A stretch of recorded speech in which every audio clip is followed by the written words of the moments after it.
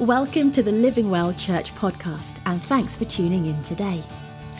Our mission as a church is to help people find faith in Jesus and a life of purpose and hope. You're about to watch a message that will challenge you, inspire you, encourage you, and most of all, point you to Jesus and the life of purpose and hope He has planned for you. So lean in and enjoy, and let God speak into your life. So as Joe said, we're launching our new series this week, and it's on identity. And I just want to really encourage you, before I even start, that we've kind of come up with this series as a preaching team. We've really prayed into it because we want a series which is really relevant for you to encourage people that you may know at work, at home, who don't know the Lord, to come to it and find out something about why they are here on this earth. So I just want to say before this starts that over the next few weeks in the info leaflet and on the social media sites we've got, you will see the preaching themes and the preaching topics. Please have a look at them and think, is there someone I can actually invite to church to come and hear that message? You know, because it's really important for people who have no idea who the Lord is to hear why they've been created, why they're here, and actually that there's something for them after death. So just a little encouragement there. I'm starting the series this morning with who is behind all of this? And those of you that have been Christians for a long time will know already the answer to that, but I'm going to talk about God this morning. So it's a really great preach for me because I just get to talk about the Lord. So the first thing is, and I wrote this in the info leaflet, is I sometimes try to imagine what on earth it would be like to meet God. I don't know if you've ever done this. I don't know if in worship you try and recreate meeting the Lord in your mind, or if you've ever tried to imagine what He would look like or what meeting Him would be like. Some of you might just have visions of clouds. Some of you might imagine, the white-bearded man in the sky. Some of you might see a strict judge sat there. Often when I try to imagine it, I literally imagine entering like a throne room, something which is completely marble, which is still, and I creep in there. And when Johnny and I went on honeymoon to Thailand, there were huge golden Buddhas everywhere. And some of these statues were so big and so vast that I was literally the size of one of their toes. And when I try and imagine God, I stop at that point, because our God is so huge. He's so big, He's so vast, that I would be just such a mere speck in standing in front of Him. In Job 26 puts about the vastness of God so well. And Job is someone who experienced quite a lot of suffering in his life, but he does get to know God. And I just want to read these verses with you because for me it captures kind of what we know about God really well. So in Job 26 verse 7 he says, He spreads out the northern skies over empty space. He suspends the earth over nothing. He wraps the waters in His clouds, yet the clouds do not burst under their weight. He covers the face of the full moon, spreading His clouds over it. He marks out the horizon on the face of the waters for a boundary between light and darkness. The pillars of heavens quake, aghast at His rebuke. By His power He churned up the sea. By His wisdom He cut Rahab to pieces. By His breath the skies became fair, and His hand pierced the gilded serpent. And these are but the outer fringe of His works. How faint the whisper we hear of Him. Who then can understand the thunder of His power? I love those last lines. These are but the outer fringe of His works. I don't know how well traveled you are or how much you've seen of the world, whether you're one of these globetrotters or whether you mainly just see, from like me, I travel from my home, 5 minutes to work, 5 minutes to church, 5 minutes to my parents' house, 5 minutes to my in-laws' house. That's pretty much my life, everyone. And yet everything I see is just merely the outer fringe of the Lord's work. The stars in the sky, the mountains in Switzerland, the sunset is just a glimpse of him. It's just the outer fringe. It's just a whisper. It's just an echo of the Lord. And I looked into this, and the Lord is so huge. The distance between the earth and the sun is 93 million miles. And the Lord just stretched himself out and put them in the sky. If we traveled from Earth to Pluto, it would take us 9 years, 5 months and 25 days. In just the last 20 years, we have found over 1,000 planets just in our solar system. And the Earth's oceans are so large and so deep, we've only ever explored 5% of them. We as human beings only know the outer fringes of the Lord's work. We only know the whisper of him. How vast is God? How huge must he be? And in Psalm 97, it then goes to respond about how the earth responds to such a huge God. And it says that the mountains can melt like wax before the Lord. We know as well in the Bible that the waves and seas obey him. And we know that if we didn't praise him, then the rocks would cry out. In the Bible, there are 39 verses about how creation trembles at the thought of the Lord. That's just the mountains. They're just the rocks. And I just want to challenge you this morning do you gaze upon the Lord? Do you try and look at the fringes that you know? And when was the last time that you trembled thinking about how vast, how huge is this God that we know? Who's behind all of this, I don't know, but it's something absolutely huge. In order to put the sun in the sky and the earth in the sky and Pluto and over 1,000 planets just that we know in our solar system, right before the beginning of time, before there was anything in that sky, there was something huge. And that was the Lord. He didn't just create all of it, but he put everything in absolute perfect balance. The unique arrangement of our small planetary system, the exact mileage they are apart, the exact shape of every planet, the exact angle that each of them are at, ensures that we've had over 4 billion years of stability. It's crazy when you think about how our solar system hangs together. And if a planet was to move a few miles one way or a few miles the other way or be on a slightly different angle, how everything would fall out of balance. The Lord has created everything in such perfect balance. One of the things that confirms the existence of the Lord for me was opposite our house in Lyddon, we had a poppy field. And I used to take the dog for a walk. I don't think we were allowed to, but I used to take the dog for a walk in this poppy field. And after the poppies were all dead, you'd just be left with the poppy seed head. I don't know if you've ever looked at a dried poppy seed head. Anyway, the mechanics of this one day just blew my mind. Because at the exact right time in a season, the poppy seed head, the top part, would open up like a vent. So that when it swayed in the wind, the poppy seeds would rise up and then be scattered by this vent that would open. And it happened at such perfect timing in the season and would happen in such a mechanical way that I remember one day just thinking, that has been created. Just the mechanics involved in a poppy seed head convinced me that there is a creator out there. That everything that happens in this world hasn't happened haphazardly or coincidentally, but it's happened for a reason, for a purpose. And even my non-Christian friends, even people who I know completely deny the existence of God, say this one thing. Everyone has said this one thing to me. When they talk about childbirth, they will use the word miraculous. They will just say it's absolutely miraculous. Or it's mind-blowing. They can't get their head around it. The balance of your body, the balance of chemicals, the way your body just works.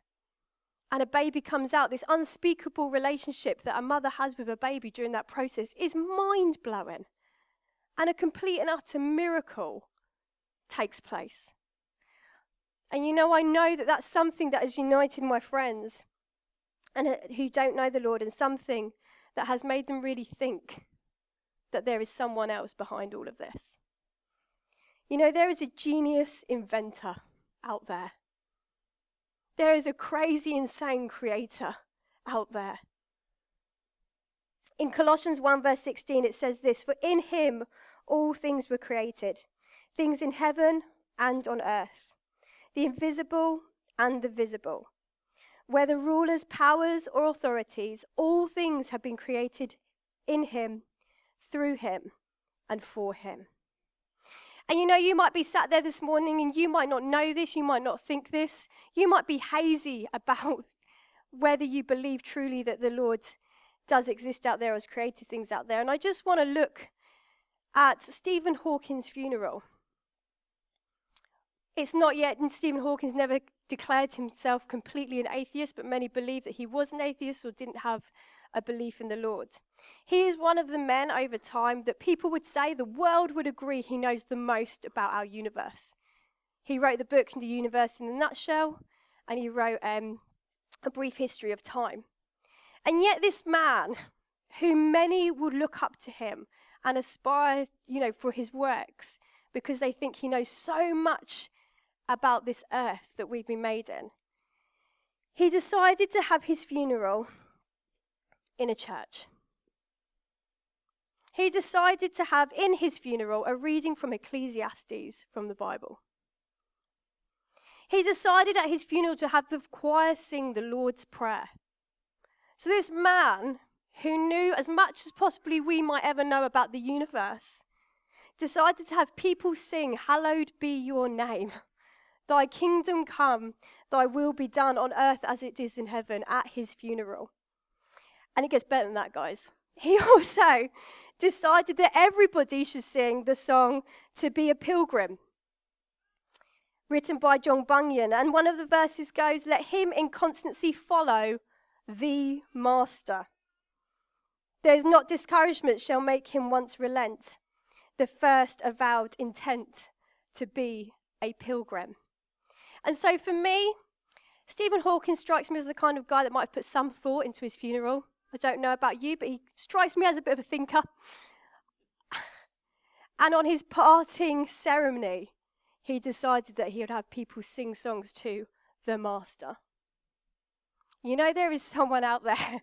There is someone behind all of this, someone so powerful, so vast, and such a genius.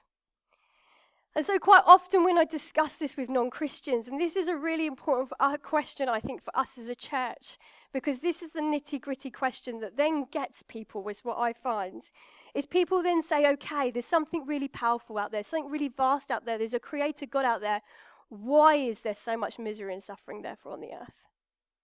And that is often a question that people, I think, struggle with, even Christians. When I get down to it, faith or love in Jesus Christ is hindered by something to do with that question. But why did that happen? Why did that happen to me? How did that person experience that? Why is there this? And sometimes there's a blockage in our relationship with this Lord, a blockage in relationship to know this person so powerful, because we can't understand why our such huge God would allow suffering. I don't know all the answers to this, and I will say there is a multitude of responses to this question. But I'm just going to give you my top 3 that I normally say. My first one is, God gives us free will. He loves us, so he lets us choose. And you know what, as human beings, we can often make bad choices. You know, I know that we can all think of key names throughout history who made some absolutely horrific choices. God never designed the Holocaust. God didn't design 9/11. Okay, he designed the people who were on that earth, but they had a choice to make about what they did. You know, in the 1920s or 30s, smoking was a great and popular thing, and loads of people chose to do it. But unfortunately had really significant consequences for our bodies that we now know the causes of. Who knows what sometimes our choices, what we choose to do, what the consequences of them are. And you know, I know my own sin. I know how disturbed and horrid sometimes my own thoughts are. And in a worldly capacity to the outside world, they would probably see me as a good person. I've been brought up well. I've got a good upbringing. I've got quite a stable family and stable parents. And yet I know how bad sometimes my thoughts are.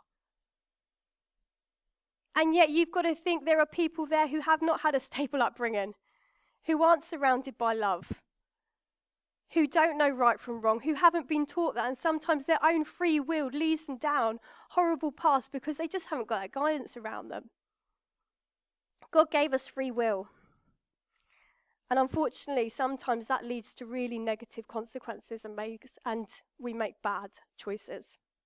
We inflict suffering on others. We inflict pain on others. But also just out of our own ignorance, we put stuff into our bodies that could cause us harm later on.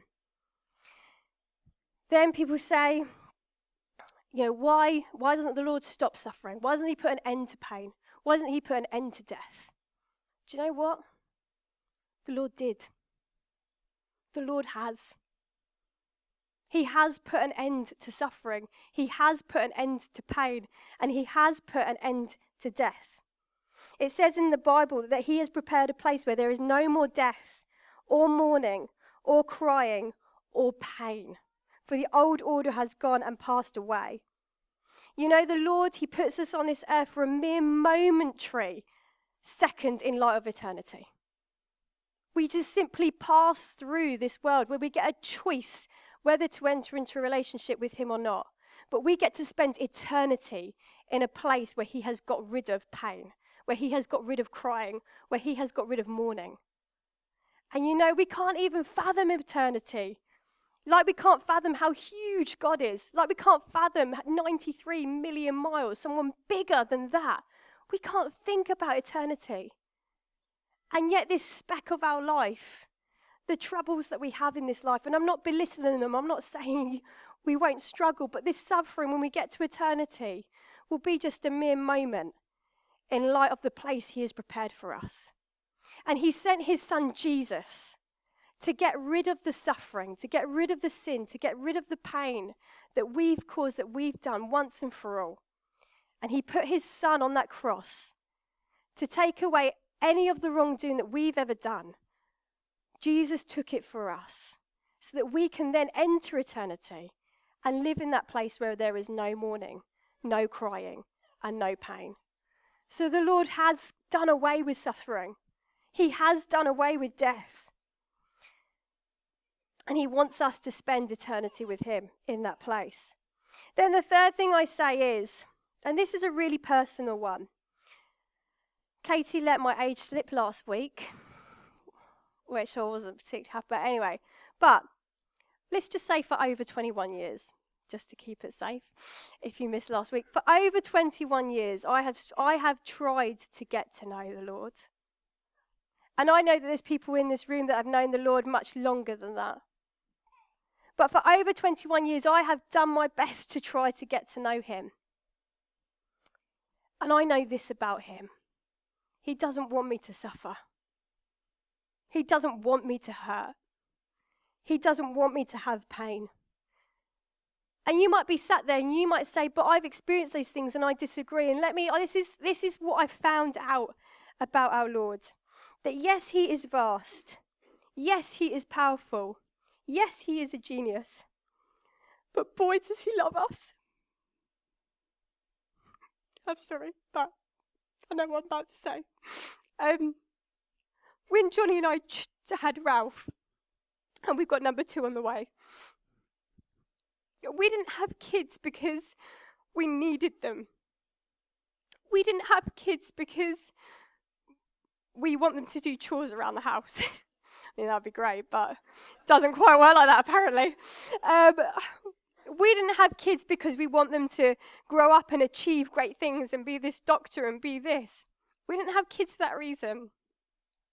In fact, when we were discussing about having kids, I don't think any of those things came into the equation. We had kids just because we wanted them. We just wanted them. And anybody who's sat there who's had kids, I think you'll know the same. That same feeling that you just want those little people in your life who reflect something of your own image, who you just love. And I really feel this morning, I don't know how I feel it, because the Lord's really impressed it upon me that there's people here that need to know that the Lord created you because he just wanted to. He just wanted you to exist on this earth. He just wanted to love you. There's nothing more than that. There's nothing greater than that. And you might think, oh, I'm not meeting the Lord's purpose. I'm not doing what the Lord wants me to do on this earth. And maybe you beat yourself up a bit because you don't feel adequate, or you don't feel good enough, or you don't feel like you're meeting the purpose that the Lord has put on you. You're not working hard enough. But the Lord wants you to know this morning, he just wanted you. That's the primary reason he put you on this earth, because he just wanted you. And you know, as parents, Johnny and I, we just want the best for our son. We want to try and provide the best home for him. We want to try and give him the best foods. I mean, we don't always, because we're human beings, but we really try to. There's things that we know that he loves to do. For example, we're taking him to Legoland on Thursday because we know he'll just love it. And you need to know this morning that the Lord's just put stuff in your life because he knows you just love it. You know those mornings when you gaze out the window and you think, wow, look at that sunset. He did that for you because he just loves you. You know when you went skiing that time, you went down that mountain and your mind was blown by that view. He did that for you because he just loves you. You know, there's people in his life that you just think, I love that person in my life. He's put that person in your life because he just loves you. And he wants the best for you. You know, we cannot underestimate how much the Lord loves us. So yeah, do you know what? There is suffering in this world. But he's prepared a place for us where he gets to be with us for absolutely forever. Because he loves us. You know, I just want to speak a little bit on our response to that. I'm just checking, I've just read. Because, you know, as much as the Lord's heart is a really parent heart towards us, and I don't know if you've had good parents, I don't know if you have bad parents. And I don't know if that's a blockage between you knowing who the Lord is. But I want you to know this morning that the Lord is the best parent. In Jeremiah 29, he says, I know the plans I have for you, says the Lord. Plans to prosper you, not to harm you. Plans to give you a hope and a future. And Marcus is speaking next week about why we've been created, why we're here. And so I don't want to steal too much of his sermon, but I want to just say this, is that the Lord is the only person who knows exactly why you're here. He put you on this earth because he wanted you. He wanted to have a relationship with you and he wanted to love you. And that's where it starts. But also, as a parent, we find great pleasure in being with our children. And you know, the Lord just really wants you to be with him. Some of my greatest or most precious moments is first thing in the morning. Ralph has got into this habit where he climbs out of his bed and he toddles down the hallway and he gets into our bed. And as he's laying there, he gets in, he squeezes himself. He has to go in between Johnny and I. I don't know where the other one's going to go, poor neglected baby. But he squeezes in between Johnny and I. And he often looks at me in the morning and he gives me this big hug. It's like this really content, oh, I'm so glad you're here hug. And then he often says, oh, I love you, mummy. You know, completely unprompted. Like, oh, I love you, Ralph. And those moments, that moment, we're not doing anything together. I haven't got one of my crazy 5-point planned out action days.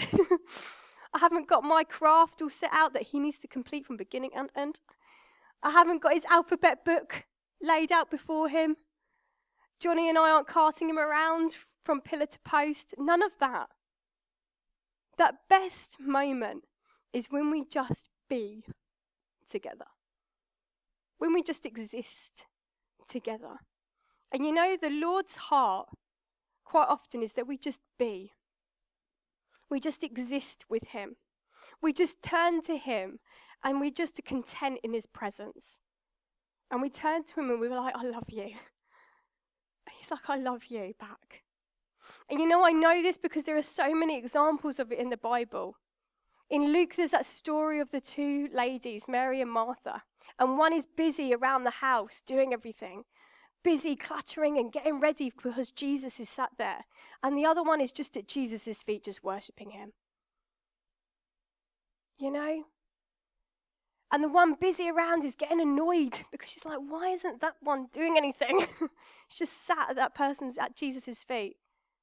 And Jesus is like, she's doing exactly what she needs to do. She's just being with the Lord.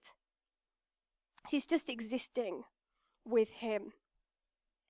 And you know, David summarizes this so well in Psalm 84. He says, how lovely is your dwelling place, Lord Almighty.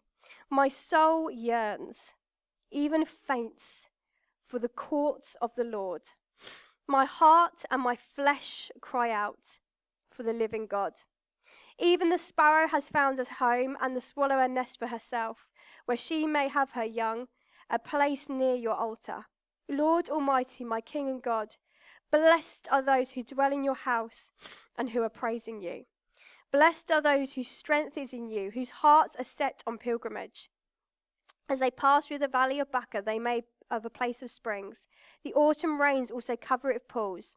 They go from strength to strength till each appears before God in Zion. Hear my prayer, Lord Almighty. Listen to me, God of Jacob. Look to our shield, O Lord, and look at favor on your anointed one. Better is one day in your courts. Better is one day in the house of the Lord. Better is one day being with God than 1,000 elsewhere. I'd rather be the doorkeeper in the house of my God than dwell in the tents of the wicked.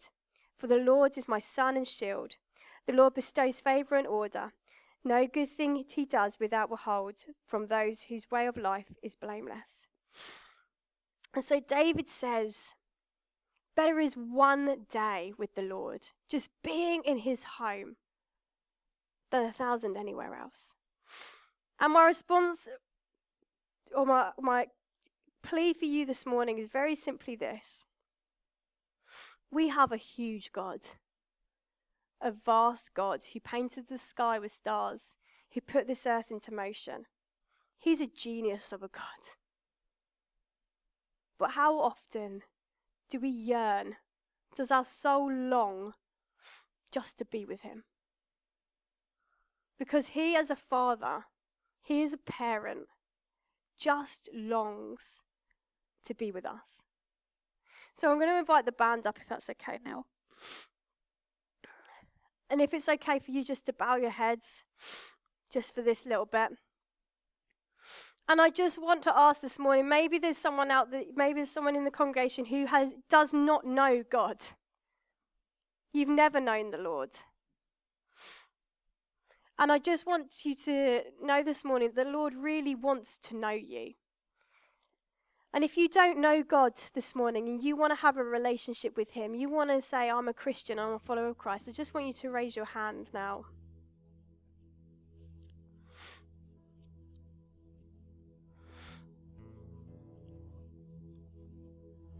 And then if this morning your view of the Lord was something which was very different from someone who just loves you, maybe you feel like you've had to completely work for the Lord. You've had to earn his favor. Maybe that he's a God of judgment. Maybe you even doubted sometimes his existence or his ability to create. And this morning you need to know more than anything that he just wants to be with you. I'm just going to pray for you. Just as the band play quietly, I'm just going to pray for you. I'm just going to say, Lord, thank you, Lord, that you just love us. That you created every animal on this earth. You could put the sun in the sky, the mountains, and yet, Lord, you still wanted us. And Lord, I believe that there's some hearts this morning, Lord, here that need to know that you wanted them. That you aren't a harsh father or a cruel father. You aren't a father that inflicts suffering or pain on people, but you are a father who wants to just love and to pour that love into their hearts. And Lord, I pray that as we leave this morning, that we make time just to be with you, just to climb into your throne room, to gaze into your face, and just to honestly say, I love you, and be content in your presence.